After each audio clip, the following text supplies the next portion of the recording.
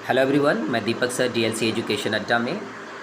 आज मैं डिस्कस करने वाला हूँ आप लोगों से कुछ एडजेक्टिव्स के यूजेस। कुछ ऐसे एडजेक्टिव्स होते हैं जिसे यूज़ करते समय हमें काफ़ी प्रॉब्लम होता है। तो चलिए आज उसी को हम लोग डिस्कस करते हैं। सबसे पहले तो मैं आपको बता दूँ कि एडजेक्टिव को जब हम लोग यूज़ करते हैं, ठीक है, तो एडजेक्टिव को कैसे यूज़ किया जाता है ये जानना बहुत ज़रूरी होता है।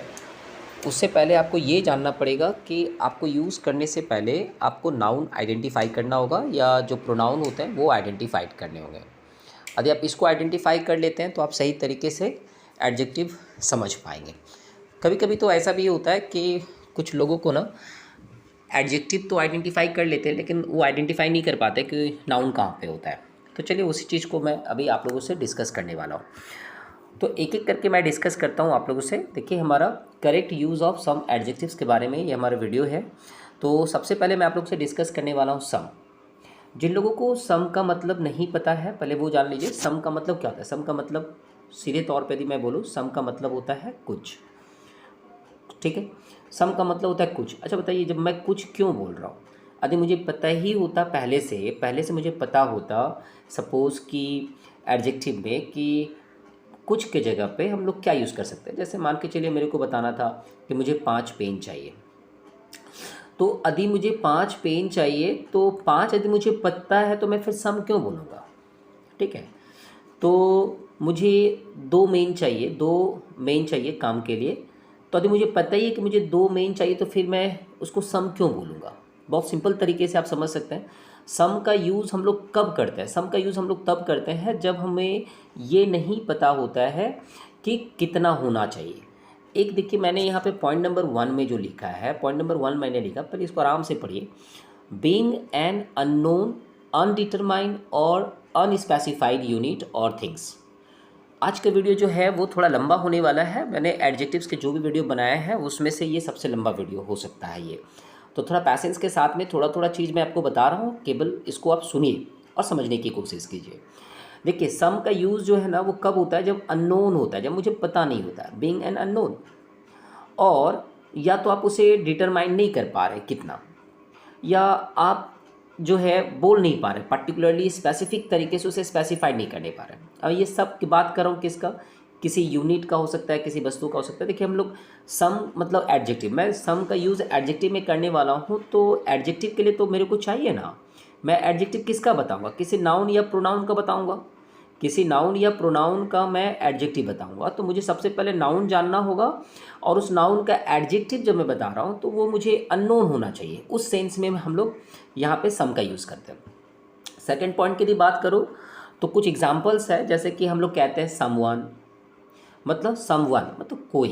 अच्छा बताओ, कोई कहने का मतलब मुझे मालूम ही होता कि ये समवन के जगह पे, यदि मेरे को मालूम होता कि मेरा दोस्त का नाम रितेश है, यदि मालूम होता कि रितेश, मेरे जो मालूम होता मेरे फ्रेंड का नाम जो है वो रोहन है, तो यदि मुझे मालूम होता रोहन तो मैं रोहन बोलता।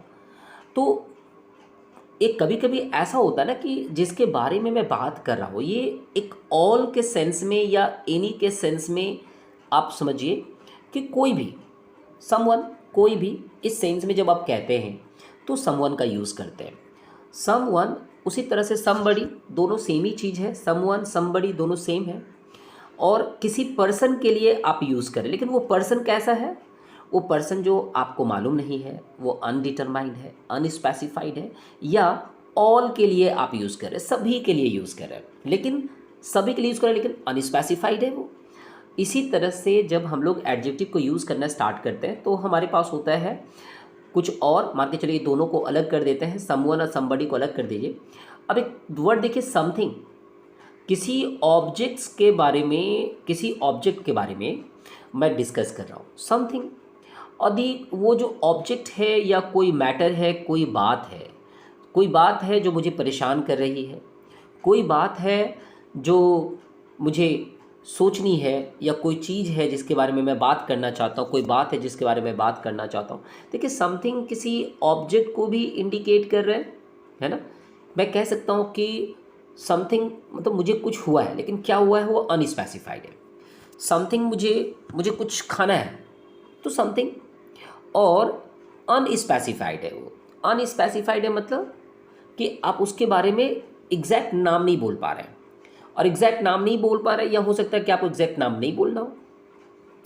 उसी तरह से किसी को जब घूमने के लिए जाना होता है ना, तो वो लोग कहते हैं मुझे घूमने के लिए पार्क में जाना है ना, मुझे घूमने के लिए सपोज़ साइंस सिटी जाना है, मुझे मॉल में जाना है, मुझे मार्केट जाना है।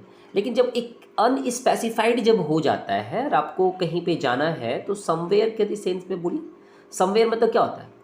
कहीं भी, इस सेंस में कहीं भी, इस सेंस में समवेयर, जहाँ पे जो है वो अनस्पेसिफाइड प्लेस हो जाता है।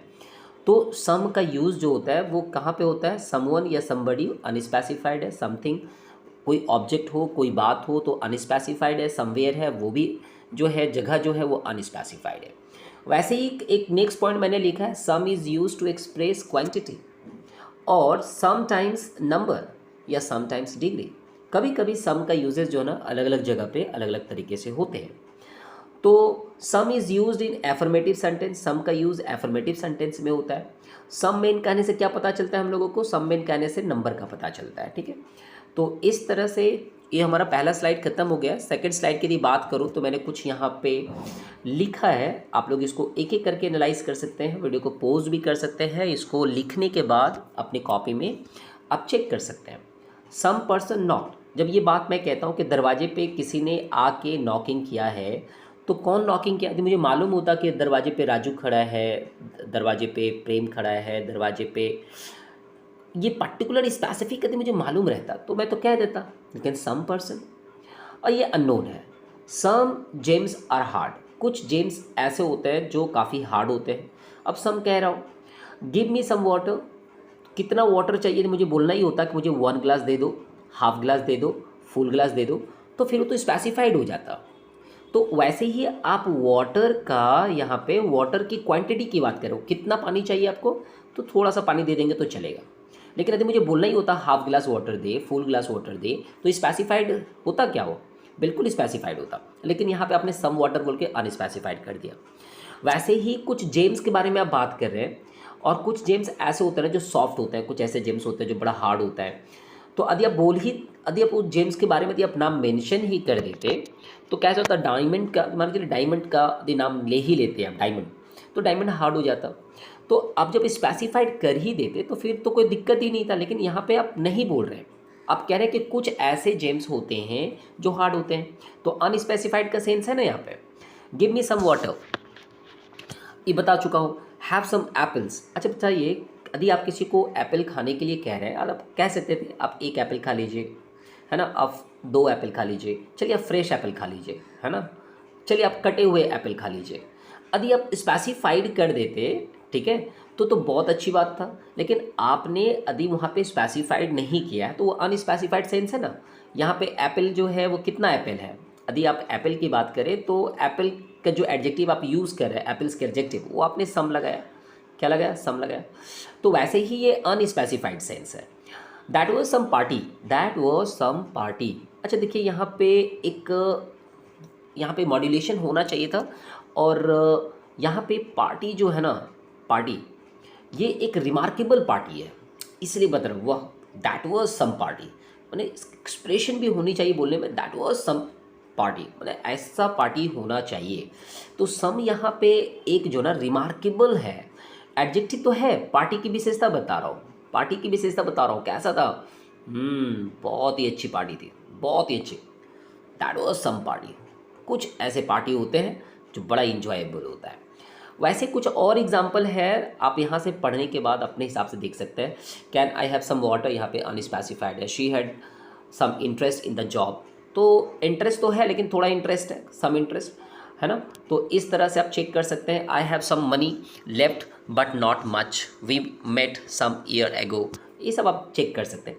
थोड़ा सा होमवर्क के जैसा मान लीजिए इसको, और कॉपी में लिखने के बाद चेक कीजिए क्या अनस्पेसिफाइड सेंस में यूज़ हो रहा है कि नहीं।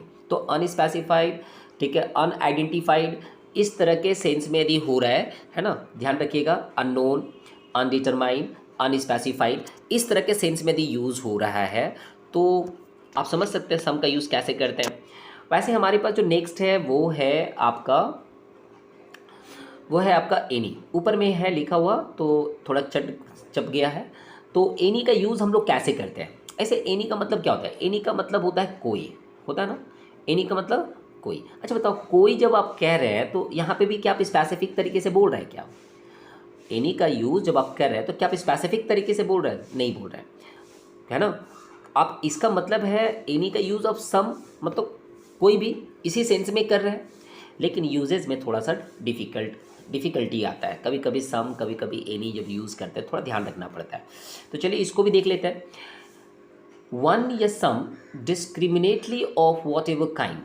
तो यहाँ पे एक छोटा सा सेंस है जिसको आपको पकड़ लेना है। देखिए, जब आप किसी को कहते हैं ना एनी, ठीक है, और इसे जब एडजेक्टिव में यूज़ करते हैं तो क्या कह रहा है कि एनी इन नेगेटिव सेंस और इंट्रोगेटिव सेंटेंस।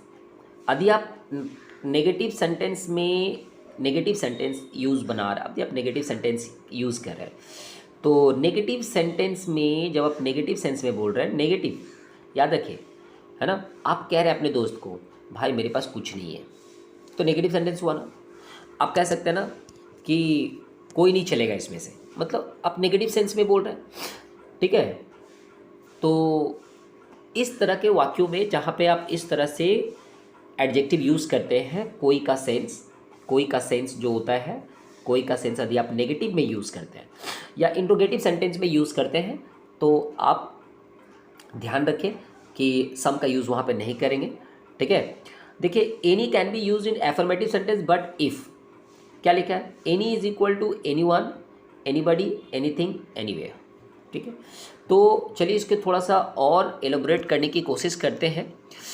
थोड़ा कुछ एग्जांपल्स है, उस एग्जांपल्स को देखने के बाद, सारे एग्जांपल्स को पहले आप लिख लीजिए, ठीक है। मैंने भी कहीं से कलेक्ट करके ही लिखा है आपके डिस्कस करने के लिए, और मैं छोटे छोटे एग्जांपल्स लेने के बाद उसी में से मैं डिस्कस करूँगा। जैसे देखिए यहाँ पे एक लास्ट वाला जो लिखा हुआ है, ask any man you meet, ठीक है, ask any man you meet. मैं कह रहा हूँ कि आप जो है किसी भी इंसान से मिलिए, ठीक है, किसी भी इंसान से मिलिए। वो इंसान अनस्पेसिफाइड है, ठीक है, मालूम नहीं वो इंसान कौन है, मालूम नहीं, मालूम रहता तो स्पेसिफाइड हो जाता।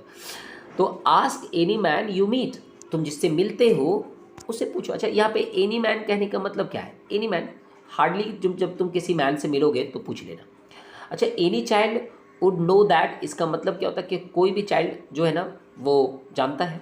अच्छा, यहाँ पे एक एनी चाइल्ड कहने का मतलब है, एनी चाइल्ड मतलब किसी से भी, एनी वन, इंडिविजुअल की बात कर रहा हूँ। इंडिविजुअल का सेंस है ना यहाँ पे, इंडिविजुअल, DUAL, इंडिविजुअल, एक इंडिविजुअल का सेंस है यहाँ पे।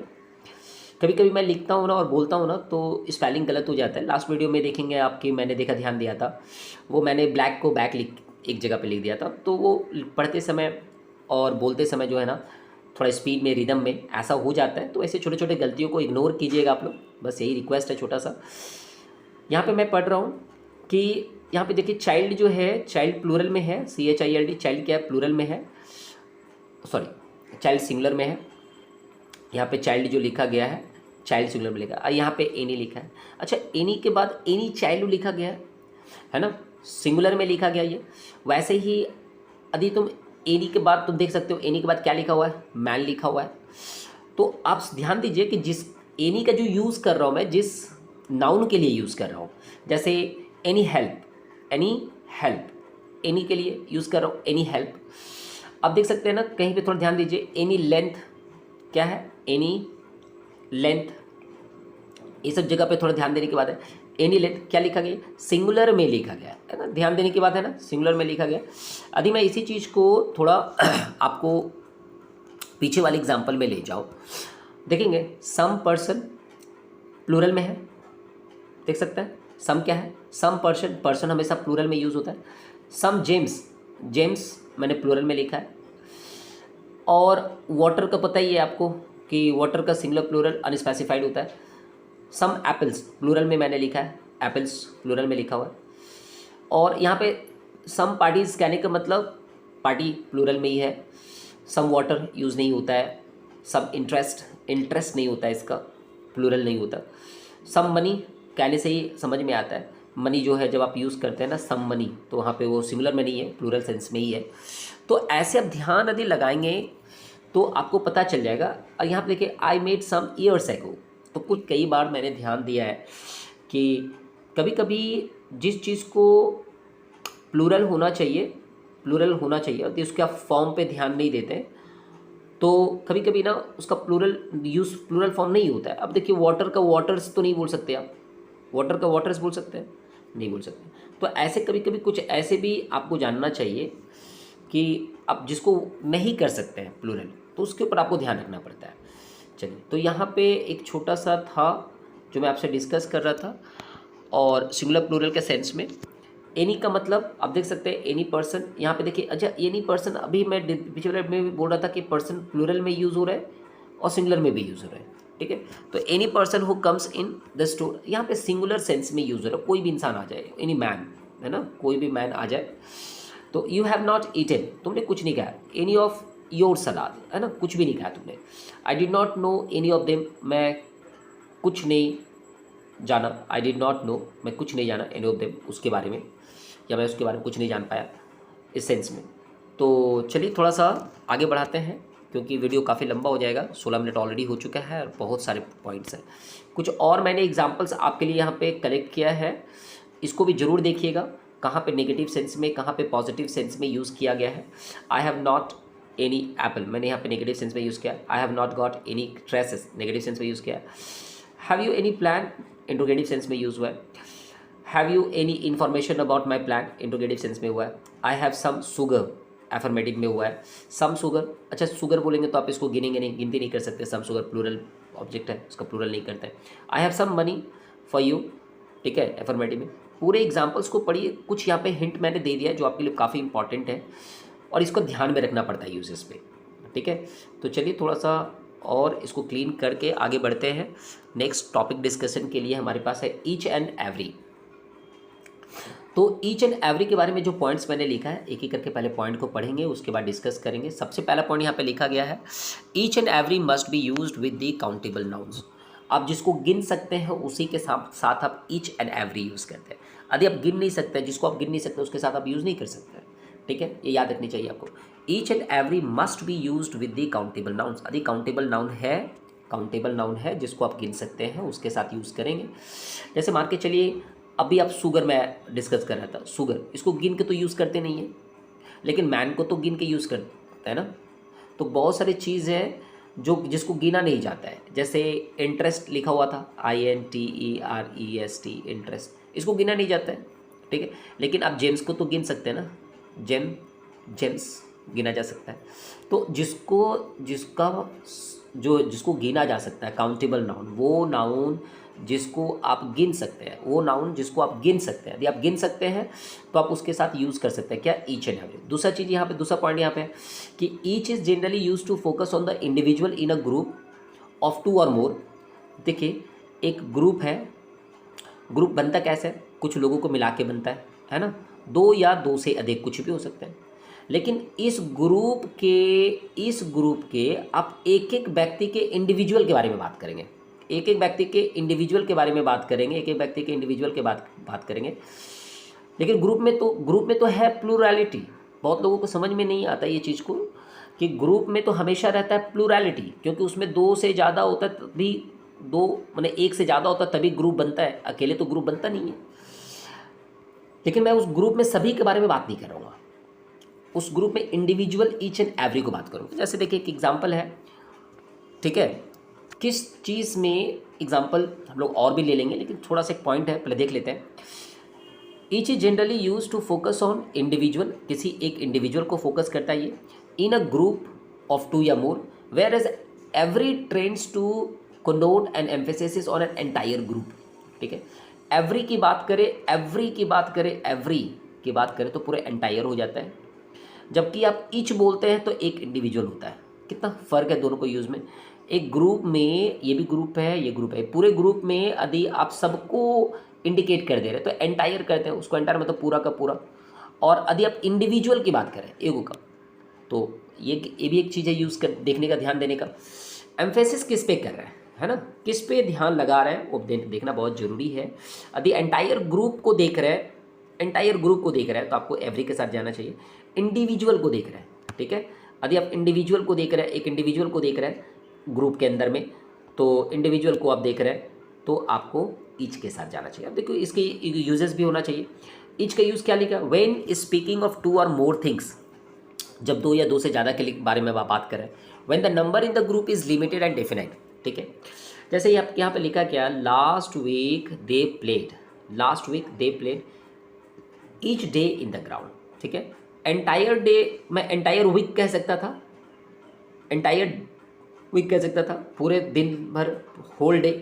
लेकिन यहाँ पे मैं प्रत्येक दिन को फोकस करना चाह रहा हूँ, मैं एम्फेसिस करना चाहता हूँ कि वहाँ पे मंडे को भी, वहाँ पे ट्यूसडे को भी, वहाँ पे वेडनेसडे को भी, मैं पूरा ईच एंड एवरी डे को मैं फोकस करना चाह रहा हूँ, ठीक है। मेरा जो एम्फेसिस है वो ईच एंड एवरी डे को फोकस कर रहा है, इसलिए मैं यहाँ पे कह रहा हूँ last week they played each day in this ground. वो लोग जो है ना लास्ट हफ्ते में ना प्रत्येक दिन वो लोग खेले, मतलब कोई ऐसा दिन नहीं था जो बाद नहीं गया था, ठीक है। ये सेंस था। और यदि हम नेक्स्ट की बात करें तो नेक्स्ट हमारे स्लाइड में क्या आ रहा है वो चेक कर लेते हैं। यहाँ पे देखिए, यहाँ पे भी यूज़ करने की चीज़ें बहुत इंपॉर्टेंट है। जब आप इसको ज़रूर से ज़रूर आप लोग ना स्क्रीनशॉट करके लिखा कीजिएगा, बहुत अच्छा लगता है यदि आप लोग लिख लेंगे। सबसे बड़ी बात तो ये है कि यदि कुछ भी समझाने की कोशिश मैं आपको करता हूँ और वो चीज़ यदि आपको समझ में आ जाता है तो ही ये वीडियो बनाने का मकसद सही में पूरा होता है। तो अभी जो मैं डिस्कस करने वाला हूँ आपसे, तो इसके बारे में आप समझिए। मैं चाहूँगा कि आप इसको पहले लिख लीजिएगा, इसके बाद जो मैं समझाता हूँ उसको ध्यान दीजिएगा। देखिए क्या होता है ना कि जब आप एवरी को यूज़ करते हैं, ठीक है, जब आप एवरी को यूज़ कर रहे होते हैं ना, EVERY, एवरी को यूज़ कर रहे होते हैं, उसके कई सारे सेंस होते हैं। सबसे पहले तो आपको ध्यान में होना चाहिए, every is use for more than 2 and when the number is indefinite. इसका सेंस क्या है, देखिए कि क्रिकेट टीम की यदि मैं बात करूँ, एक क्रिकेट टीम है, मेरा फेवरेट है CSK, इसमें बोलने में मेरे को कोई ये नहीं है। तो मान के चलिए कि यदि एवरी प्लेयर ऑफ CSK यदि मैं कहता हूँ, क्या कहता हूँ, एवरी प्लेयर ऑफ CSK कहने का मतलब मैं किसी भी प्लेयर को इंडिविजुअली नहीं बोल रहा हूँ। एवरी प्लेयर मतलब मैं एंटायरली सारे प्लेयर की ही बात कर रहा हूँ, ठीक है। और जो CSK का जो टीम होता है, उसका जो पूरा का पूरा जो एंटायर टीम होता है, वो पूरा का पूरा टीम ही क्या होता है, बेस्ट एफर्ट देता है अपनी टीम के लिए। तो मैं किसके बारे में बात कर रहा हूँ, मैं पूरे एंटायर टीम के बारे में बात कर रहा हूँ। अभी while I was in Delhi, suppose मैं जब दिल्ली में था तो मैं वहाँ पे हर दिन देखा करता था, है ना, they came to see me every day, वो लोग मुझे देखा करते थे जब मैं दिल्ली में था। तो अब देखो यहाँ पे सेंस क्या है, एग्जांपल मैं इसकी बात कर रहा हूँ, ये जो इस पेज में जो मैं एग्जांपल लिख के रखा हूँ ना, मैं इसकी बात कर रहा हूँ। तो ध्यान रखिए कि ये जो यहाँ पे लिखा हुआ है, यही एग्जांपल मैं आपसे डिस्कस कर रहा हूँ यहाँ पे। तो एवरी का यूज़ क्या होता है ना, एंटायरली होता है, मैं कोई स्पेसिफिक नहीं बोल रहा हूँ। जैसे मैं 1 महीने तक दिल्ली में रहा, दिल्ली में मैं 1 महीने रहा, अब वो हर दिन वो लोग मुझे देखा करते हैं, हर दिन मतलब कोई स्पेसिफिक डे तो मैंने बोला नहीं। तो जब मैं स्पेसिफिक डे नहीं बोला तो आप एवरी का यूज़ कर सकते हैं, है ना। एवरी मैं बोल रहा था ना 2 मंथ्स तक, 2 मंथ्स एक ग्रुप बन गया ना, 2 महीने में जितने भी दिन हुए होंगे सारे दिन जो है मिल के एवरी डे की बात कर रहा हूँ। यहाँ पे मैं किसी फोकस नहीं कर रहा हूँ। अभी एक कभी कभी क्या होता है ना, एवरी का यूज़ जो होता है ना वो एब्स्ट्रैक्ट के लिए होता है। एब्स्ट्रैक्ट आपने पढ़ा होगा, नाउन का एक टाइप होता है एब्स्ट्रैक्ट नाउन। जिन लोगों को याद नहीं आ रहा है एब्स्ट्रैक्ट नाउन, तो एब्स्ट्रैक्ट नाउन जो है वो आप उसको टच नहीं कर सकते, जस्ट केवल फील कर सकते हैं उसको। तो यहाँ पे कुछ ऐसे ही है, कभी कभी एवरी का यूज़ जो है ना वो एब्स्ट्रैक्ट नाउन में होता है। तो आप देखेंगे यहाँ पे जो एग्जांपल मैंने लिखा है, every is use with the abstract noun, तो एब्स्ट्रैक्ट नाउन में होता है। इसके एग्जाम्पल को भी यदि ध्यान से देखेंगे तो you have every possible reason to be happy, ठीक है, नॉट ईच, ठीक है, नॉट ईच। तो यहाँ पे सेंस लिखा गया है, बहुत अच्छे तरीके से समझाया भी गया है। You have every all possible reason to be happy and we have every all possible chances of success, not each. तो मैं एक के बाद सारे के सारे की बात कर रहा हूँ, प्रत्येक की बात नहीं कर रहा हूँ यहाँ पे। तो इस तरह से आपको ध्यान रखना पड़ता है। Every is used with numbers, every का यूज़ नंबर के साथ में होता है। जैसे local train for Bardhaman leaves, ठीक है, एवरी 15 मिनट्स मिला के, मतलब हर मिनट नहीं बोल रहा हूँ, ये एवरी 15 मिनट मिला के पूरा एक हो जाता है। नॉट ईच, एक मिनट की बात नहीं कर रहा हूँ, ये 15 मिनट में हर 15 मिनट की बात कर रहा हूँ। राइट ऑन एवरी क्या लिखा है, right on every other line, ठीक है, हर लाइन के बाद, है ना, ऑल्टरनेट लाइन मतलब एक लाइन फिर उसके बाद फिर एक लाइन फिर उसके बाद एक लाइन, तो ऑल्टरनेट एवरी मतलब हर लाइन की बात नहीं कर रहा हूँ, मतलब एवरी, तो एक एंटायरली का कॉन्सेप्ट होता है यहाँ पे। तो ये भी आपको बात ध्यान में रखनी चाहिए। आइदर नाइदर का यूज़ आपको बताऊंगा अभी मैं। तो चलिए थोड़ा देख लेते हैं आइदर के बारे में क्या लिखा गया है। आइदर के बारे में लिखा जा रहा है कि either has two meaning, either के दो मीनिंग होते हैं, वन या अदर ऑफ टू, वन या अदर ऑफ टू। फिर लिखा है ईच ऑफ टू। नाइदर का मतलब होता है नाइदर इज़ नेगेटिव, ये तो नेगेटिव में यूज़ होता है।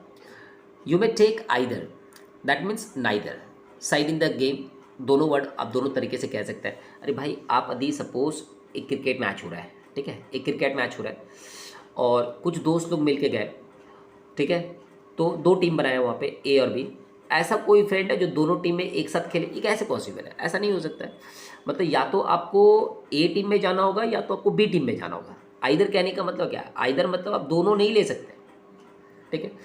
अभी कुछ कंडीशंस भी होता है, मान के चलिए कि आप एक ध्यान से आप देखें तो सपोज कोई कंपटीशन है और उस कंपटीशन के लिए मिनिमम एज जो है ना, मैक्सिमम एज, सॉरी, मान लीजिए कि मैक्सिमम एज जो है मैंने 18 साल कर दिया। मैक्सिमम एज 18 साल होगा तो आप पार्टिसिपेट कर पाएंगे, ए या बी किसी को में भी पार्टिसिपेट कीजिए। दोनों ही टीम में पार्टिसिपेट करने के लिए 18 साल चाहिए। अब कोई लड़का 16 साल का है तो बताओ कैसे पार्टिसिपेट करेगा? तो नाइदर ए नॉर बी, ना तो वो एक में जा पाएगा ना तो वो बी में जा पाएगा।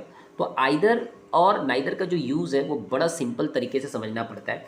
मतलब कि आपके पास दो ऑप्शन है, दो ऑप्शन में से कोई एक ऑप्शन के साथ आपको जाना है, ठीक है। अब मान के चले कि आप अभी क्लास 10 पास किए, क्लास 10 पास करने के बाद अब आपको एडमिशन लेना है। तो एडमिशन लेंगे तो क्या होगा, आपके पास जो है ऑप्शन है, ऑप्शन यह है कि मान के चले कि आप आर्ट्स भी ले सकते हैं, कॉमर्स भी ले सकते हैं। अब ऑप्शन है कि आप आर्ट्स के साथ जाएंगे तो कॉमर्स के साथ नहीं जा पाएंगे, कॉमर्स के साथ जाएंगे तो आर्ट्स के साथ नहीं जा पाएंगे। तो ऐसे एक चॉइस हो गया ना। तो ये दो ऑप्शन में से आप दोनों में से कोई एक ऑप्शन लेंगे, या सपोज कि आपका एडमिशन नहीं हो सकता है, दो ऑप्शन है आपके पास में, दो ऑप्शन है। आप मान के चलिए एक बंगाली मीडियम, एक मराठी मीडियम में, मराठी मीडियम का स्कूल है और एक इंग्लिश मीडियम का स्कूल है और आपको लेना है एडमिशन हिंदी में। तो आप क्या बोलेंगे? ना तो आपको मराठी में जाना है, ना तो आपको इंग्लिश में जाना है, आपको तो हिंदी में जाना है। तो इस तरह से आइदर नाइदर का यूज़ होता है, बड़ा सिंपल तरीके का कॉन्सेप्ट होता है ये, ठीक है। तो चलिए नेक्स्ट आगे बढ़ जाता है। इसको थोड़ा सा स्क्रीनशॉट करके लिखा कीजिएगा, पढ़ा कीजिएगा। जो सेंस मैं बता रहा हूँ बिल्कुल वो वैसा ही होता है। देख लीजिए यहाँ पे, फिर भी मैं पढ़ लेता हूँ।